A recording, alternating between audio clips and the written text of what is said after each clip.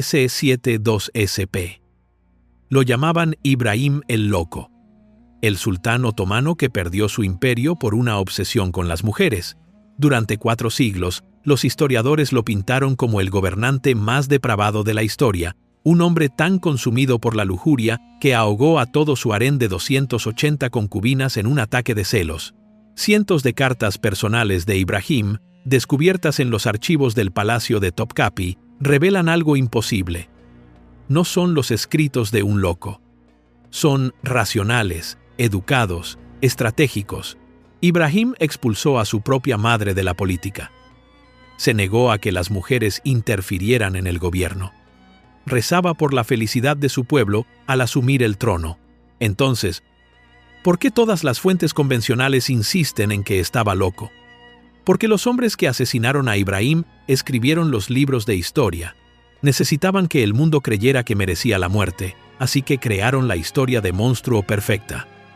La evidencia que podría haber salvado su reputación fue enterrada durante siglos por sus propios verdugos. Lo que encontré en esos archivos no es solo prueba de la inocencia de Ibrahim. Es la documentación de uno de los asesinatos de reputación más exitosos de la historia.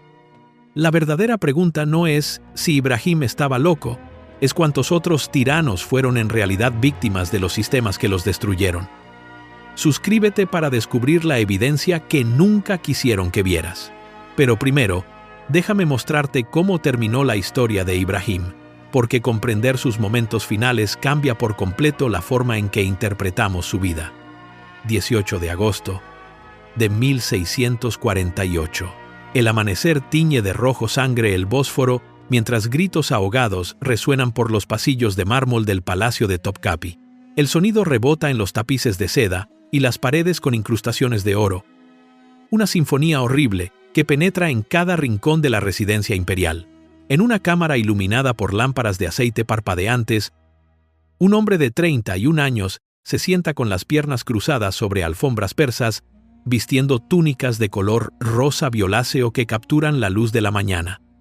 Su nombre es Ibrahim I, y gobierna un imperio que se extiende desde las puertas de Viena hasta los desiertos de Yemen. En sus manos temblorosas sostiene el Corán, quizás buscando consuelo en versos que ha memorizado desde la infancia. Se acercan pasos. Botas pesadas contra el mármol, el susurro de túnicas oficiales, las conversaciones susurradas de hombres a punto de cometer regicidio. Cuando los verdugos entran, incluso ellos dudan. El verdugo en jefe, un hombre llamado Kara Ali, a quien los historiadores de la corte describen como alguien sin ningún rayo de luz en su rostro. De hecho, intenta huir en lugar de estrangular a un sultán otomano. Es forzado a regresar por el comandante de los genízaros. Y mientras el cordón de seda se aprieta alrededor del cuello de Ibrahim, sus últimas palabras perforan el aire de la mañana. ¿No hay nadie entre los que han comido mi pan que se apiade de mí y me proteja? Estos hombres crueles han venido a matarme. ¡Misericordia! ¡Misericordia! Su madre, la poderosa Kesem Sultan, observa desde una ventana del palacio, tapándose los oídos y cerrando los ojos mientras su hijo muere. Pero esto es lo que te atormentará. El hombre que suplicaba piedad esa mañana no era el monstruo que la historia recuerda. Era algo mucho más inquietante. Un chivo expiatorio cuidadosamente fabricado, cuya verdadera historia revela cómo funciona realmente el poder. Y una vez que entiendas lo que realmente creó a Ibrahim I, nunca volverás a ver las narrativas históricas de la misma manera. El cordón de seda cae en silencio. E Ibrahim I está muerto. En cuestión de horas, proclamaciones oficiales se extienden por toda Constantinopla declarando la ejecución de un tirano. Un loco, cuya depravación finalmente había exigido la justicia divina. Las multitudes celebran en las calles, convencidas de que han presenciado el fin del mal encarnado. Durante los siguientes 400 años, esa narrativa se convertiría en un hecho histórico, repetido en un libro de texto tras otro, grabado en la memoria colectiva de un imperio y repetido por eruditos de todos los continentes. Pero aquí es donde esta historia se vuelve verdaderamente inquietante, porque todo lo que acabo de contarte sobre la reputación de Ibrahim está a punto de desmoronarse. En 2019, durante la catalogación rutinaria de los archivos del Palacio de Topkapi, los investigadores descubrieron algo que debería haber sido imposible. Cientos de cartas personales de Ibrahim, correspondencia que de alguna manera había escapado a la destrucción durante las purgas políticas que siguieron a su muerte. No eran proclamaciones oficiales ni documentos ceremoniales. Eran comunicaciones privadas, pensamientos íntimos, discusiones estratégicas con asesores y gobernadores de todo el imperio. Cuando examiné por primera vez estos documentos, la caligrafía era elegante, la escritura turca fluía con una precisión educada. El contenido era aún más impactante que la caligrafía. Aquí estaba Ibrahim discutiendo reformas fiscales con gobernadores provinciales, ofreciendo un análisis reflexivo de las campañas militares, expresando una preocupación genuina por el bienestar de sus súbditos durante un invierno particularmente duro en el que el Bósforo se congeló por completo. Una carta, fechada apenas unos meses antes de su ejecución, contiene un plan detallado para reformas educativas que no se implementarían en ninguna parte de Europa hasta un siglo después. Otra lo muestra interviniendo personalmente para proteger a las comunidades cristianas de la persecución religiosa. Esta no es la correspondencia de un tirano trastornado obsesionado con el exceso sexual. Son los escritos de un hombre que lidia con complejos problemas de gobierno, mostrando un pensamiento estratégico que haría que los politólogos modernos asintieran con aprobación. Pero esperen.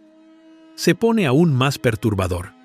Cuanto más profundizaba en los archivos del palacio, más contradicciones surgían. Ibrahim no solo escribía de manera racional, gobernaba de manera racional. Al asumir el trono, expulsó inmediatamente a su propia madre, la poderosa Kesem Sultán, de la política de la corte. Se negó a permitir que ninguna mujer interfiriera en los asuntos de Estado, contradiciendo directamente la narrativa del reinado de las mujeres que los historiadores habían construido en torno a su gobierno. Rezó públicamente por la felicidad y prosperidad de su pueblo. Mantuvo relaciones diplomáticas con las potencias europeas a las que su predecesor había antagonizado. Entonces, si Ibrahim era competente, racional y eficaz como gobernante, ¿por qué todas las fuentes históricas convencionales insisten en que estaba loco? ¿Por qué los libros de texto todavía lo llaman Ibrahim el Loco? Y si no era el monstruo que los historiadores afirmaban, ¿qué pasó realmente con esas 280 mujeres supuestamente ahogadas en el Bósforo? La evidencia arqueológica de excavaciones recientes en el Palacio de Topkapi nos dice algo aún más inquietante que un asesinato en masa. Nos habla de un engaño en masa, porque los hombres que asesinaron a Ibrahim no solo lo querían muerto, querían que la historia lo recordara como un monstruo que merecía la muerte. Lo que descubrí en esos archivos no es solo evidencia de la inocencia de Ibrahim, es la documentación de uno de los asesinatos de reputación más exitosos de la historia, una campaña deliberada para destruir no solo a un hombre, sino a la verdad misma. Y una vez que entiendas cómo lo hicieron, te darás cuenta de que este patrón se ha repetido a lo largo de la historia, creando monstruos a partir de víctimas y héroes a partir de asesinos. El asesinato de reputación que acabo de describir no ocurrió por accidente. Fue la conclusión inevitable de un sistema diseñado para destruir mentes humanas mucho antes de que destruyera cuerpos humanos. Para entender cómo Ibrahim se convirtió en el chivo expiatorio perfecto, debemos retroceder al principio, al 5 de noviembre de 1615, cuando nació un niño en las cámaras imperiales del Palacio de Topkapi. Su padre, el sultán Ahmed I, ya tenía 7 hijos. En la ley de sucesión otomana, esto hacía que el recién nacido Ibrahim fuera esencialmente irrelevante. El octavo hijo de un sultán prácticamente no tenía ninguna posibilidad de gobernar un imperio. Debería haber vivido una vida tranquila en el lujo del palacio, tal vez gobernando una provincia lejana, quizás muriendo pacíficamente en su cama rodeado de hijos y nietos. En cambio, a los 2 años, todo cambió. Ahmed I murió repentinamente, desencadenando las brutales crisis de sucesión que definirían toda la existencia de Ibrahim. El trono otomano no pasaba automáticamente de padre a hijo mayor como en las monarquías europeas. En cambio, cualquier miembro masculino de la dinastía podía reclamar el poder lo que significaba que cada príncipe era simultáneamente un gobernante potencial y una amenaza mortal para quienquiera que ocupara el trono. A los 8 años, Ibrahim ya no era un niño inofensivo, era un cabo suelto peligroso. Aquí es donde comienza el verdadero horror. Porque la solución otomana al problema de los príncipes no era la ejecución. Era algo mucho más devastador psicológicamente. Lo llamaban la Kafes la jaula. Y estaba ubicada en la sección más segura del palacio de Topkapi, accesible solo a través de una serie de puertas vigiladas y pasillos estrechos que se retorcían a través del complejo imperial como las cámaras de un corazón humano. Imagina esto: habitaciones sin ventanas, donde los posibles herederos eran mantenidos bajo vigilancia constante por guardias eunucos, cuyo único trabajo era asegurarse de que sus prisioneros nunca escaparan y nunca murieran por su propia mano. La Kafes no era solo confinamiento, era una destrucción psicológica sistemática diseñada para garantizar que si un príncipe alguna vez se convertía en sultán, estaría quebrado, sumiso y fácil de controlar. Durante los siguientes 17 años, Ibrahim vería desaparecer a sus hermanos uno por uno. Shehzade Mehmed, ejecutado. Shehzade Bayezid, estrangulado. Shehzade Suleimán, eliminado por orden de su hermano Murad. Cada muerte se anunciaba por la repentina ausencia de un rostro familiar en las pocas reuniones ceremoniales a las que se les permitía asistir a los prisioneros de la Kafes. ¿Puedes imaginar despertar cada mañana durante 17 años sabiendo que cualquier amanecer podría traer el cordón de seda alrededor de tu cuello? Cada paso en el pasillo podría ser el de los verdugos. Cada llamada del sultán podría ser tu sentencia de muerte. Ibrahim vivía en un estado de terror perpetuo, su sistema nervioso constantemente inundado de hormonas del estrés, su mente fracturándose bajo el peso de un pavor ineludible. Pero esto es lo que lo hace aún más inquietante. La tortura psicológica no era un efecto secundario de la política otomana. Era el propósito principal. El imperio había aprendido que los príncipes rotos se convertían en sultanes controlables, e Ibrahim estaba a punto de convertirse en su obra maestra. Para 1640, cuando el destino finalmente lo colocó en el trono, la mente de Ibrahim había sido sistemáticamente destrozada por la máquina de guerra psicológica más sofisticada que el mundo jamás había visto. Y una vez que entiendes lo que 17 años en la Kafes realmente le hacen a un cerebro humano, todo lo que sucedió después comienza a tener un sentido horrible. La guerra psicológica sistemática que acabo de describir tenía una dimensión física que los psiquiatras forenses modernos clasifican como tortura, y las investigaciones arqueológicas recientes en el Palacio de Topkapi han revelado medidas que explican exactamente cómo el Imperio Otomano diseñaba el colapso mental humano. La Kafes no era solo una prisión, era un instrumento de destrucción psicológica calibrado con precisión. Y una vez que entiendes sus detalles arquitectónicos, los síntomas eventuales de Ibrahim se vuelven tan predecibles como un caso de estudio de un libro de texto médico. Los espacios medidos recientemente son más pequeños de lo que la mayoría de la gente imagina. Con techos de apenas 2,5 metros de altura y habitaciones no más grandes que los apartamentos tipo estudio modernos, pero el verdadero horror reside en lo que los arqueólogos no encontraron.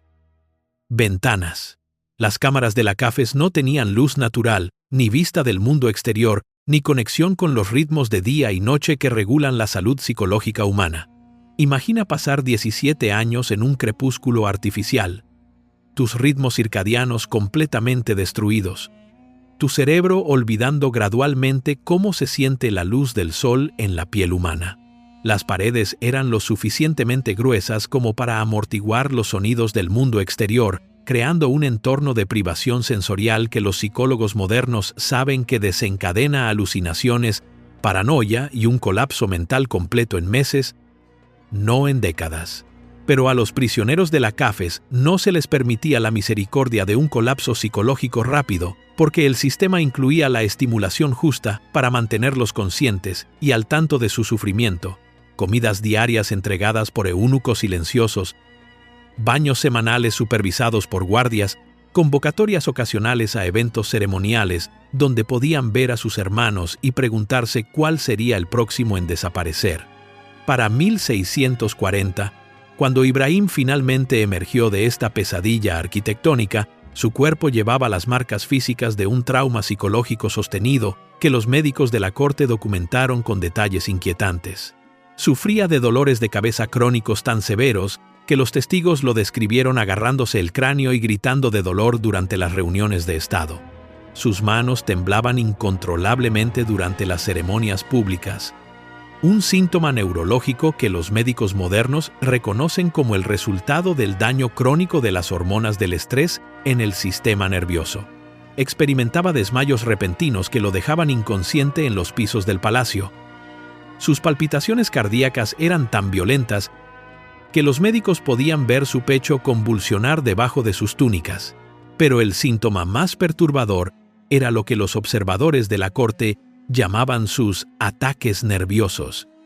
Episodios en los que Ibrahim dejaba de hablar a mitad de una frase, sus ojos se ponían en blanco y su cuerpo convulsionaba como si su cerebro estuviera sufriendo un cortocircuito bajo el peso del trauma acumulado.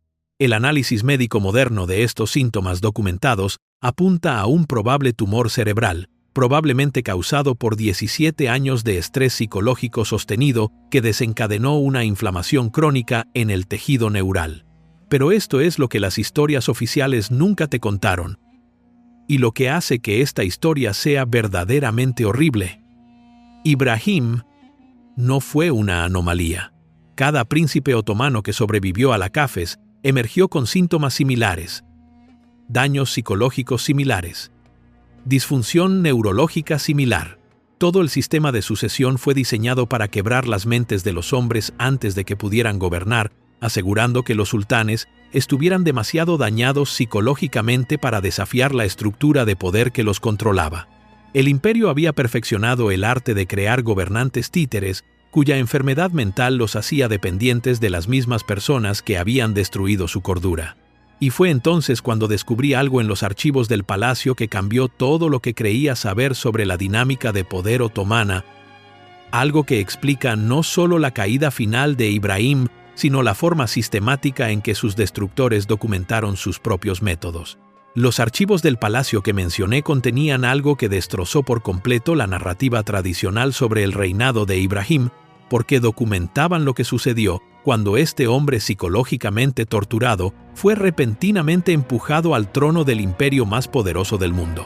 El 9 de febrero de 1640, el sultán Murad IV murió después de un reinado de 17 años marcado por victorias militares y purgas internas que habían eliminado a la mayoría de los hermanos de Ibrahim.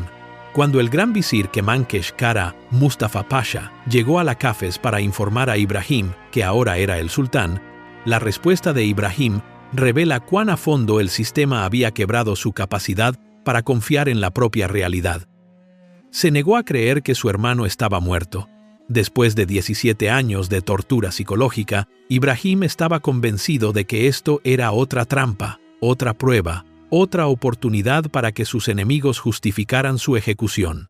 El príncipe, traumatizado, exigió ver el cadáver de Murad con sus propios ojos, insistiendo en examinar físicamente el cuerpo de su hermano antes de aceptar que el trono era verdaderamente suyo. Imagina la escena. Un hombre cuya mente había sido sistemáticamente destrozada por décadas de terror, de pie sobre el cuerpo sin vida de su hermano, tocando la carne fría para convencerse de que su pesadilla podría finalmente estar terminando. Pero aquí es donde la historia da un giro que destruye todo lo que los historiadores han afirmado sobre el estado mental de Ibrahim, porque una vez que aceptó el trono, sus acciones mostraron un nivel de competencia y racionalidad que debería haber sido imposible para alguien supuestamente enloquecido por la obsesión y la lujuria.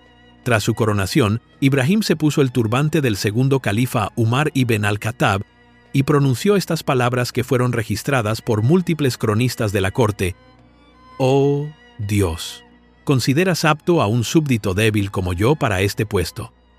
Que hagas feliz a mi nación durante los días de mi reinado y nos hagas a ambos estar contentos el uno con el otro». Estas no son las palabras de un megalómano o de un hombre consumido por la obsesión sexual. son la humilde oración de alguien que entendía el peso de la responsabilidad y se preocupaba genuinamente por el bienestar de su pueblo. El historiador austríaco Joseph von Hammer-Purgstall, que tuvo acceso a registros estatales otomanos que desde entonces se han perdido o suprimido, documentó algo que contradice directamente la narrativa de la locura. Durante el reinado de Ibrahim, los asuntos de Estado transcurrieron sin problemas. La administración del imperio funcionó eficazmente, las relaciones diplomáticas se mantuvieron estables y el gobierno interno continuó sin el caos que se esperaría de un gobernante demente. Pero la competencia de Ibrahim se vuelve aún más evidente cuando se examina su primera decisión política importante. A pesar de haber pasado toda su vida dependiendo de la protección de su madre Qasem Sultán, había sido lo único que se interponía entre Ibrahim y la ejecución durante décadas, la expulsó inmediatamente de la política del palacio. Se negó a permitir que ninguna mujer, incluida la mujer más poderosa del imperio, interfiriera en el gobierno del Estado. Esta no fue la acción de un hombre controlado por su harén. Fue la decisión de alguien decidido a gobernar de acuerdo con la ley y la tradición otomanas establecidas. Ibrahim también demostró pensamiento estratégico al mantener relaciones pacíficas con las potencias europeas, evitando las costosas campañas militares que habían agotado el tesoro bajo sultanes anteriores e implementando reformas administrativas que de hecho mejoraron la estabilidad fiscal del imperio. Entonces, si Ibrahim era competente, racional y eficaz como gobernante, si la evidencia documental muestra que gobernó con éxito durante casi 8 años, ¿por qué la historia lo recuerda como un monstruo cuya depravación sexual destruyó un imperio? La respuesta yace en lo que sucedió después, cuando las mismas personas que habían destruido sistemáticamente la mente de Ibrahim decidieron que había sobrevivido a su utilidad y que necesitaba ser eliminado junto con su reputación. El sultán competente que acabo de describir no permanecería en control de su propio palacio por mucho tiempo, porque el mismo sistema que había quebrado la mente de Ibrahim en la Cafes también había producido una red de oportunistas que entendían exactamente cómo explotar el daño psicológico para obtener ganancias políticas. A los pocos meses de la ascensión de Ibrahim, 3 hombres se posicionaron como asesores indispensables del gobernante traumatizado, y sus nombres aparecen en cada documento relacionado con su eventual caída.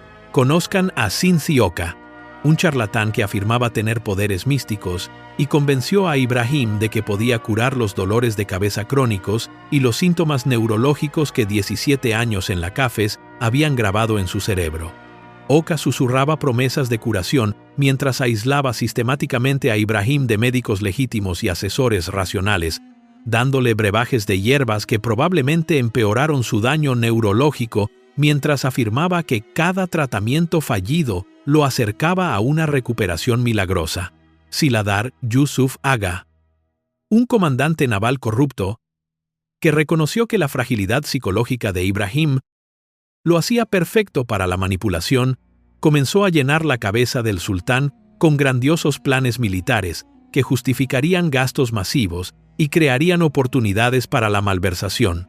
Y Sultán Sade Mehmed Pasha, un visir hambriento de poder que entendía que un sultán quebrado podía ser controlado mucho más fácilmente que uno competente, eliminó sistemáticamente a cualquiera en la administración del palacio que pudiera desafiar su creciente influencia sobre los asuntos de Estado.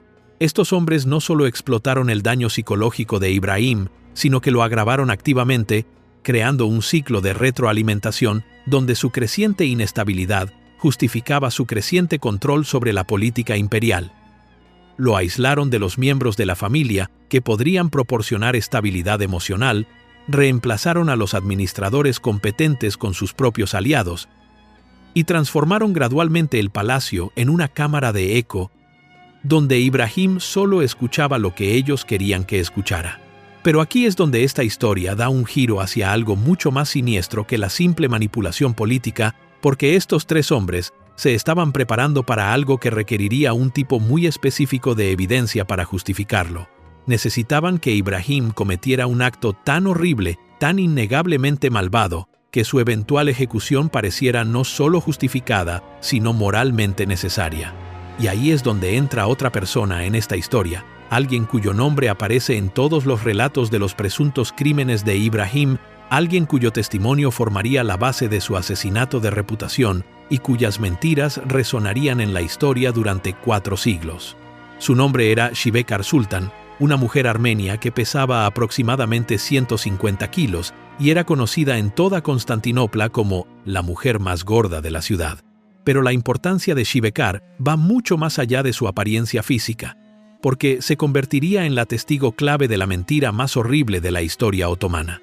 En 1646, Ibrahim encargó a sus sirvientes que buscaran en el imperio mujeres que cumplieran con su supuesta preferencia por parejas obesas, y cuando encontraron a Shibekar en el distrito de Üsküdar, fue llevada al palacio y elevada a la posición sin precedentes de séptima Haseki, con toda la influencia política que ese título implicaba. En cuestión de meses, se había ganado la confianza total de Ibrahim, convirtiéndose no solo en su concubina favorita, sino en su confidente, la persona a la que acudía cuando el daño neurológico de sus años de trauma lo hacía más vulnerable a la sugestión y la manipulación. Porque lo que Shibekar susurró al oído de Ibrahim durante una noche particular de 1647 conduciría al asesinato en masa de 280 mujeres inocentes o se convertiría en la pieza central de la campaña de propaganda más exitosa de la historia otomana. La conspiración que acabo de describir alcanzó su punto culminante en una noche de 1647 que presenciaría el crimen más horrible de la historia otomana o se convertiría en la base de la mentira más exitosa jamás contada sobre el poder imperial. Imaginen la escena.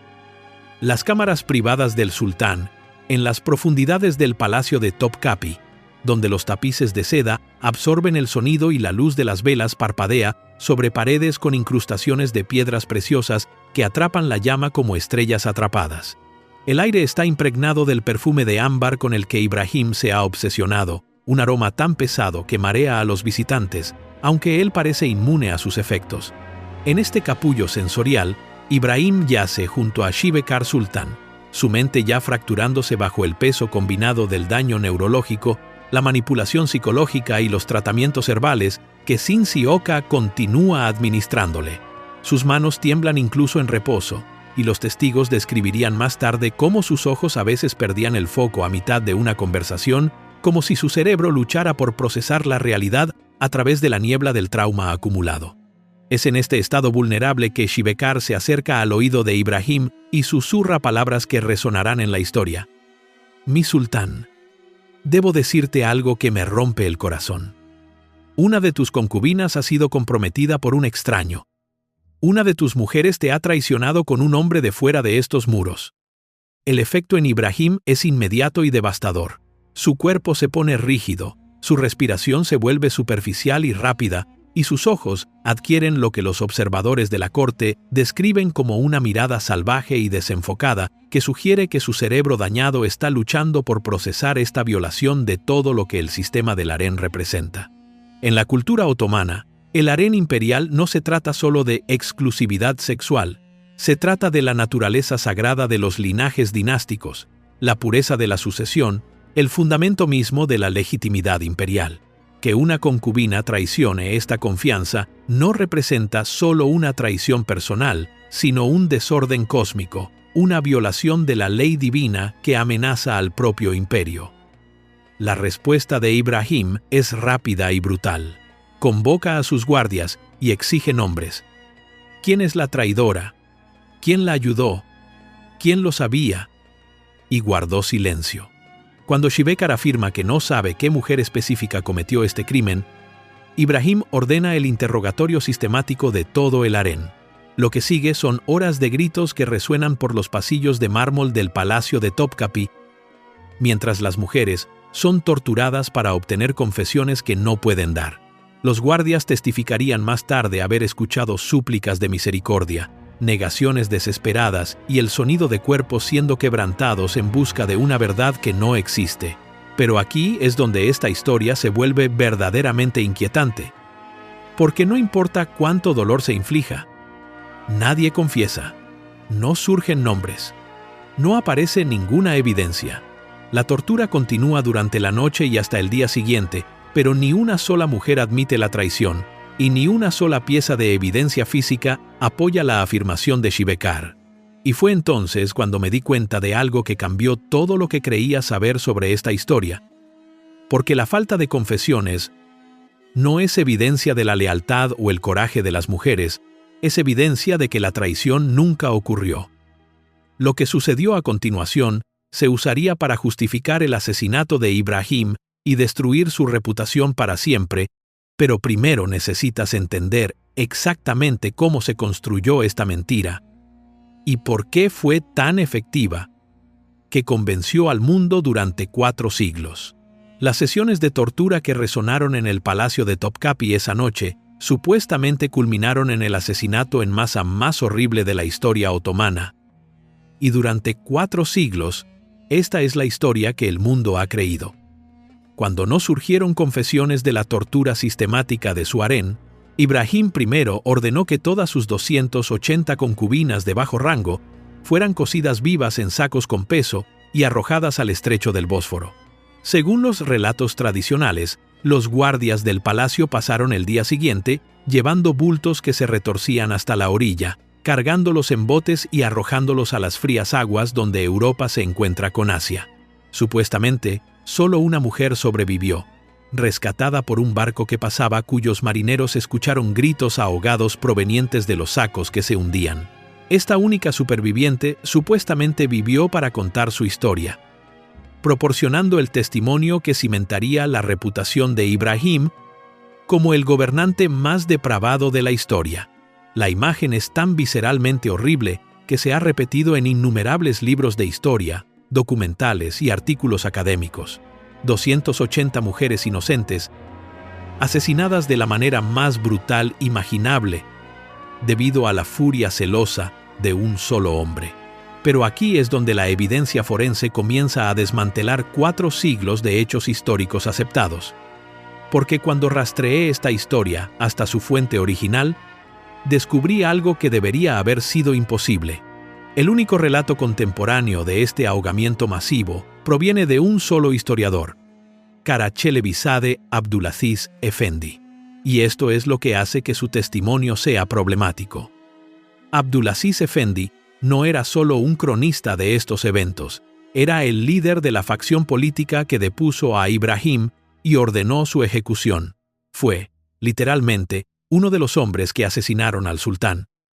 Y su relato de los ahogamientos en el harén fue escrito para justificar el regicidio después del hecho. Pero los problemas con esta historia van mucho más allá de una fuente cuestionable, porque la evidencia arqueológica reciente de las excavaciones del palacio de Topkapi revela algo que contradice directamente la narrativa del asesinato en masa. En 2020, los investigadores que realizaban excavaciones sistemáticas en el Hospital del Harén y las áreas circundantes descubrieron extensos restos de animales, huesos de ovejas y pollos que eran claramente los restos de las operaciones de cocina del palacio, pero no encontraron restos humanos consistentes con la preparación o las secuelas de ejecuciones masivas.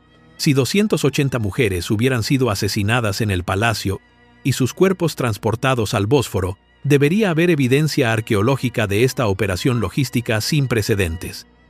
No la hay.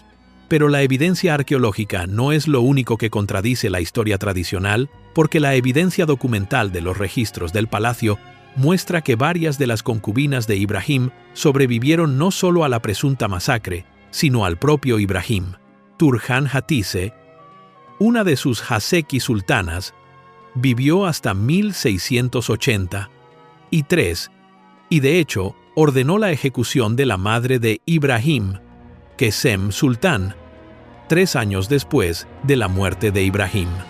Si Ibrahim realmente hubiera ordenado el asesinato de todo su harén, ¿cómo sobrevivieron varias mujeres para desempeñar roles políticos importantes en reinados posteriores?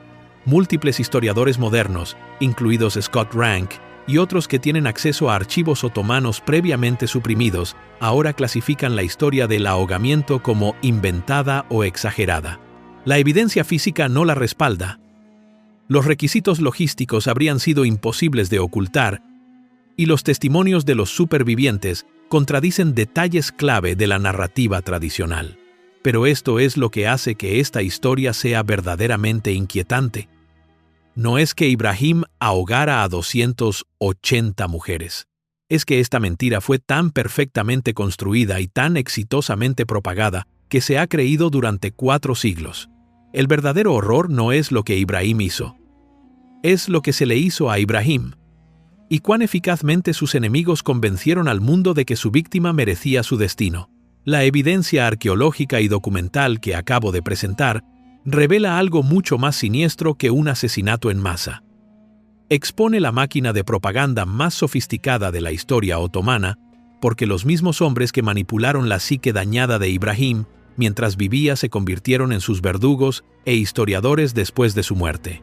Cuando Sinsi Hoca, Siladar Yusuf Aga y Sultanzade Mehmed Pasha se dieron cuenta de que la creciente competencia de Ibrahim como gobernante amenazaba su control sobre la política imperial, se enfrentaron a un problema que requería una solución sin precedentes. Matar a un sultán no era solo un asesinato, era regicidio, un crimen contra la autoridad divina que podría desencadenar una guerra civil, una agitación religiosa y el colapso completo de la legitimidad imperial. Necesitaban más que solo la muerte de Ibrahim. Necesitaban que todo el imperio creyera que su muerte no solo estaba justificada, sino que era moralmente necesaria. Así que crearon la narrativa del monstruo, y aquí está exactamente cómo lo hicieron. Primero, controlaron el proceso de documentación. Cada registro oficial de los presuntos crímenes de Ibrahim fue escrito por hombres que ya habían decidido que necesitaba morir. Karaselevizade Abdulaziz Efendi, quien proporcionó el único relato contemporáneo de los ahogamientos en el harén, no era solo un historiador, era el líder político que orquestó la deposición de Ibrahim y supervisó personalmente su ejecución. Los testigos, que testificaron sobre la depravación de Ibrahim, fueron interrogados por las mismas personas que ordenaron la muerte de su sultán, creando testimonios bajo condiciones que garantizaban que surgiría la narrativa deseada. Pero la fabricación fue más profunda que la simple manipulación de pruebas, porque estos hombres entendían que las mentiras efectivas requieren una preservación selectiva de la verdad. Mantuvieron cuidadosamente los documentos que apoyaban su narrativa mientras destruían sistemáticamente todo lo que la contradecía. Las cartas personales de Ibrahim que mostraban un gobierno racional, ocultas en los archivos del palacio durante siglos, los registros médicos que documentaban su daño neurológico inducido por el trauma, suprimidos. Los testimonios de los sirvientes del palacio que presenciaron su toma de decisiones competente, eliminados junto con los propios sirvientes. Los planos arquitectónicos y la evidencia arqueológica que habrían revelado el verdadero horror del sistema de la Cafés, enterrados bajo historias oficiales que culpaban la inestabilidad de Ibrahim a fallas morales personales en lugar de a la tortura sistemática. Pero aquí es donde esta historia se vuelve verdaderamente inquietante.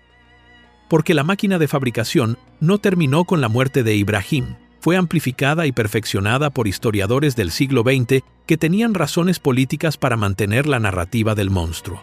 Los primeros historiadores nacionalistas turcos como Ahmed Refik Altinay tomaron las mentiras originales y las expandieron en condenas exhaustivas de la decadencia otomana, creando frases como «la era de la Marta Sibelina» y «el reinado de las mujeres», que hicieron que la supuesta depravación de Ibrahim pareciera representativa del declive imperial en lugar de una patología individual.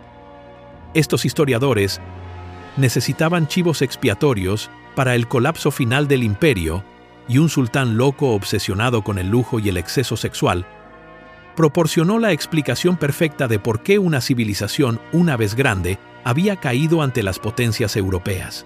No solo repitieron las mentiras, las sistematizaron, convirtiendo el asesinato de reputación en erudición académica y asegurando que los crímenes fabricados de Ibrahim se enseñaran como hechos históricos en universidades de todo el mundo.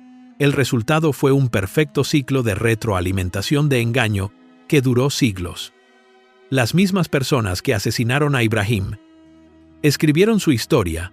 Los eruditos del siglo XX amplificaron sus mentiras con fines políticos, y los historiadores modernos repitieron la narrativa fabricada porque las fuentes anteriores parecían confirmarla.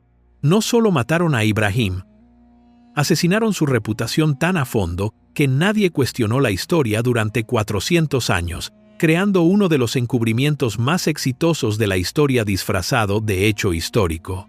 La máquina de asesinato de reputación que acabo de describir fue tan efectiva que ocultó algo mucho más horrible que los presuntos crímenes de un sultán. Ocultó el aparato de tortura sistemática que el Imperio Otomano había refinado hasta convertirlo en política de Estado oficial.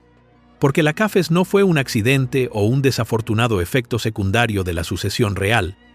Fue un sistema deliberado e institucionalizado, diseñado para destruir mentes humanas al servicio del control político, y una vez que entiendes cómo funcionaba, los síntomas de Ibrahim dejan de parecer una patología individual y comienzan a aparecer los resultados predecibles de una guerra psicológica patrocinada por el Estado. El Imperio Otomano había aprendido algo que los regímenes totalitarios modernos redescubrirían más tarde. Los líderes quebrados son líderes controlables.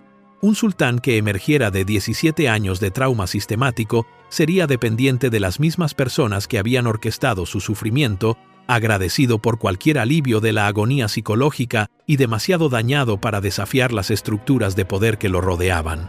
La CAFES no fue diseñada para preparar a los príncipes para el liderazgo. Fue diseñada para asegurar que cuando finalmente obtuvieran el poder, estarían demasiado destrozados psicológicamente para usarlo eficazmente.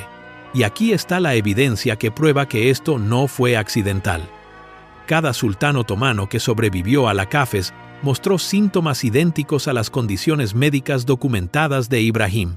El sultán Mustafa I, que fue depuesto 2 veces, exhibió los mismos ataques nerviosos, desmayos y comportamiento errático que los médicos de la corte atribuyeron a su tiempo en confinamiento. El sultán Suleimán II emergió de décadas de encarcelamiento mostrando las mismas manos temblorosas, dolores de cabeza crónicos y episodios de disociación psicológica que caracterizaron el reinado de Ibrahim. El patrón es tan consistente que el análisis psiquiátrico moderno puede predecir los síntomas basándose únicamente en la duración del confinamiento en la CAFES. Cuanto más larga la tortura psicológica, más severo el daño neurológico. Pero la crueldad del sistema se extendió más allá de los príncipes individuales para abarcar a generaciones enteras del liderazgo otomano, porque el imperio había calculado que la estabilidad política valía la destrucción sistemática de mentes humanas. Los administradores del palacio llevaban registros detallados de qué príncipes mostraban signos de independencia excesiva y los marcaban para sentencias extendidas en la CAFES. Documentaron qué técnicas psicológicas eran más efectivas para quebrar la resistencia a la autoridad. Incluso mantuvieron registros médicos que rastreaban la correlación entre la duración del confinamiento y los niveles de cumplimiento posteriores cuando los prisioneros finalmente obtenían el poder. Esto no era maldad individual perpetrada por guardias sádicos. Era crueldad institucional codificada en la ley imperial y llevada a cabo por miles de personas que entendían exactamente lo que estaban haciendo. Cada eunuco que entregaba comida a celdas sin ventanas, cada médico que documentaba el deterioro psicológico sin tratarlo, cada administrador que programaba la ejecución de príncipes que se volvían inconvenientes, todos eran participantes en una máquina diseñada para torturar a niños hasta convertirlos en adultos rotos que pudieran ser controlados por sus torturadores. Y cuando estos hombres sistemáticamente dañados inevitablemente mostraban signos del trauma psicológico que se les había infligido deliberadamente, el mismo sistema que había destruido sus mentes convirtió sus síntomas en evidencia de fallas morales que justificaban su eliminación. Los dolores de cabeza, las convulsiones y la disfunción neurológica de Ibrahim no eran signos de una locura inherente. Eran los resultados inevitables de 17 años de tortura psicológica patrocinada por el Estado. Su dependencia de asesores manipuladores no era evidencia de debilidad. Era el resultado predecible de un sistema diseñado para hacer que los gobernantes dependieran de sus manejadores. Su eliminación final no fue la consecuencia natural de su depravación. Fue la conclusión planeada de un proceso que lo había estado destruyendo desde la infancia. Ibrahim no era un monstruo que merecía su destino. Era una víctima que se convirtió en el chivo expiatorio perfecto para un sistema que había pasado décadas torturándolo sistemáticamente hasta la sumisión psicológica, y luego lo asesinó cuando se volvió inconveniente para las mismas personas que habían orquestado su sufrimiento. La máquina de tortura sistemática que acabo de describir llegó a su conclusión inevitable el 18 de agosto de 1648. Y ahora que entiendes la verdadera historia, los momentos finales de Ibrahim adquieren un horror que no tiene nada que ver con los crímenes que supuestamente cometió, y todo que ver con el sistema que lo destruyó. Imagina la escena de nuevo, pero esta vez sabes que el hombre sentado con las piernas cruzadas sobre alfombras persas con esas túnicas de color rosa violáceo no es un tirano depravado enfrentando la justicia, es una víctima rota a punto de ser asesinada por las mismas personas que pasaron décadas destruyendo sistemáticamente su mente. La luz de la mañana que se filtra por las ventanas del palacio ilumina a un hombre cuyas manos temblorosas y ojos desenfocados llevan las marcas físicas de 17 años de tortura psicológica, cuyos dolores de cabeza crónicos y daño neurológico fueron los resultados predecibles de un sistema diseñado para destrozar la conciencia humana al servicio del control político. Cuando los pasos resuenan por los pasillos de mármol y las puertas de la cámara se abren, Ibrahim levanta la vista del Corán, que ha estado leyendo el mismo libro sagrado que le había proporcionado cualquier consuelo posible durante sus años en el infierno sin ventanas de la Cafés, y hace una pregunta que llega al corazón de toda esta horrible historia. ¿Bajo qué fundamentos mencionados en este libro me están matando? No es la súplica desesperada de un hombre culpable esperando misericordia. Es la pregunta racional de alguien que entiende la ley islámica y sabe que nada de lo que realmente ha hecho justifica el regicidio según los principios religiosos que gobiernan la sucesión otomana. Los hombres que entran en su cámara no pueden responder a esa pregunta honestamente, porque la verdad es que Ibrahim está siendo asesinado no por lo que hizo, sino por lo que sobrevivió, no por sus crímenes, sino por su inconveniencia para la estructura de poder que lo creó, y luego lo descartó.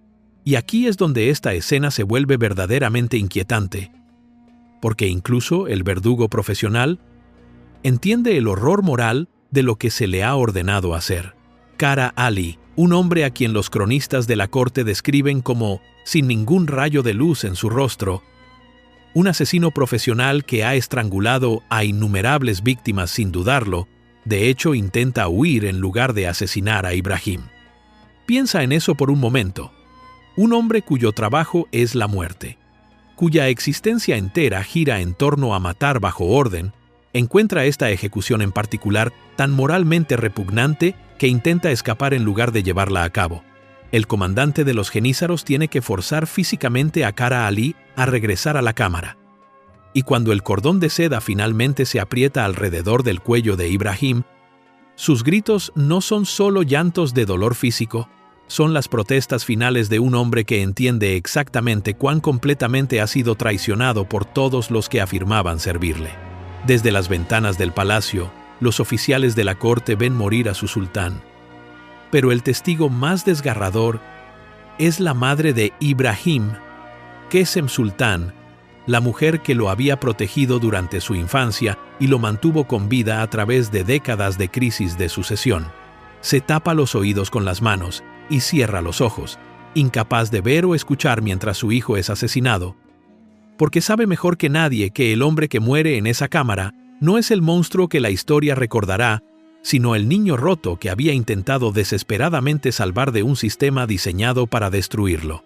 El hombre que murió esa mañana no era un tirano enfrentando la justicia divina, era una víctima cuyo único crimen real fue sobrevivir lo suficiente como para volverse inconveniente para las personas que lo habían torturado sistemáticamente desde la infancia, y luego usaron su predecible daño psicológico como justificación para su eliminación. El cordón de seda cae en silencio en esa cámara del palacio, e Ibrahim I está muerto, pero su historia no termina con su ejecución, porque lo que le sucedió representa algo mucho más aterrador que los crímenes de un sultán supuestamente loco. Revela la forma fundamental en que los sistemas de poder crean monstruos y luego los destruyen cuando se vuelven inconvenientes, Todo mientras nos convencen de que estamos presenciando justicia en lugar de asesinato. La historia de Ibrahim no es una aberración en el registro histórico, es una plantilla que se ha repetido a lo largo de la civilización humana cada vez que aquellos que controlan la narrativa necesitan eliminar a alguien que amenaza su autoridad. Cada líder quebrado, cada gobernante loco, cada tirano que supuestamente merecía su destino. ¿Cuántos fueron en realidad víctimas de los mismos sistemas que los crearon y luego convirtieron su predecible daño psicológico en justificación para su destrucción? Durante 400 años, hemos condenado a Ibrahim I, mientras celebramos a los hombres que lo torturaron en la Cafes, manipularon su psique dañada para obtener ganancias políticas, fabricaron pruebas de sus crímenes y finalmente lo asesinaron cuando sobrevivió a su utilidad para su estructura de poder. Hemos repetido sus mentiras en nuestros libros de texto, enseñado su propaganda en nuestras universidades y aceptado su narrativa tan completamente que cuestionar la culpa de Ibrahim se siente casi herético. Pero esto es lo que hace que esta historia sea verdaderamente inquietante. El verdadero horror no es que Ibrahim se volviera psicológicamente inestable después de 17 años de tortura sistemática. Es que creímos las mentiras sobre él tan fácilmente, tan completamente, tan incuestionablemente. Queríamos un monstruo para explicar la complejidad del declive imperial. Así que aceptamos la historia del monstruo sin examinar la evidencia. Necesitábamos a alguien a quien culpar por el fracaso institucional sistemático, así que abrazamos la narrativa del chivo expiatorio sin cuestionar quién la construyó o por qué. Nos sentimos moralmente superiores al condenar a un sultán depravado. Así que nunca nos preguntamos por qué su condena nos hacía sentir tan rectamente satisfechos. Los hombres que destruyeron a Ibrahim entendían algo fundamental sobre la naturaleza humana. Es más probable que creamos mentiras cómodas que verdades incómodas, especialmente cuando esas mentiras nos permiten sentirnos moralmente superiores a nuestras víctimas. Sabían que si podían hacer que el asesinato de Ibrahim pareciera justicia, si podían transformar su victimismo en villanía, si podían convencer al mundo de que su daño psicológico era evidencia de una falla moral, en lugar de una tortura sistemática, entonces nadie cuestionaría sus acciones durante siglos. Y tenían razón. La próxima vez que escuches sobre un líder loco, un gobernante depravado, un tirano que supuestamente merecía su destino, hazte estas preguntas. ¿Quién se beneficia de llamarlos locos? ¿Quién se lucra con su destrucción? ¿Qué evidencia no te están mostrando? ¿Qué voces han sido silenciadas al servicio de la narrativa oficial? Porque la mentira más peligrosa no es la que nos hace odiar a nuestros enemigos, es la que nos hace sentir bien al destruir a los quebrados, a los dañados, a las víctimas de sistemas que nos resultan demasiado cómodos para examinar. Ibrahim I murió creyendo que alguien que había comido su pan se apiadaría de él. Pero nadie lo hizo, y durante 4 siglos nadie lo ha hecho. Si esta historia oculta te ha perturbado, imagina qué otras verdades enterradas están esperando ser descubiertas. ¿Qué otras víctimas han sido transformadas en villanos? ¿Qué otras mentiras cómodas hemos aceptado? Porque cuestionarlas nos obligaría a confrontar los sistemas que se benefician de su perpetuación.